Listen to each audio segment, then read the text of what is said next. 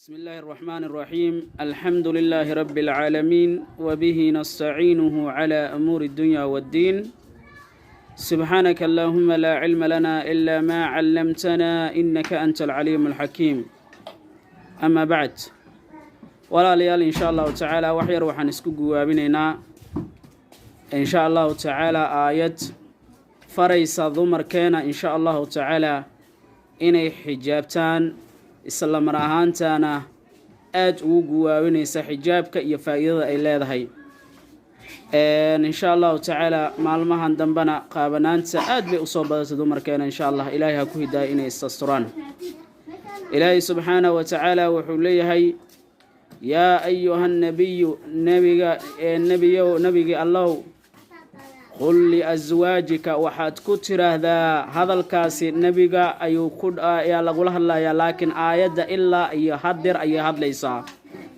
qul ku dheh nabi maxamedow li azwaajika xaasaskaaga wa banaatika gabdhahaaga iyo wa nisaa'il mu'miniina ragga mu'miniinta xaasaskooda waxaad ku tiraahdaa yuduniina calayhinna dushiina ka raariciya min jalaabiibihinna xijaabka sharciga ah ee shareecada islaamka ay ogashahay kadib ilaahay muxuu yiri bal fiiriya Allahu akbar dhalika adna ay yu'rafna taas ayaa ugu dhawaansho badan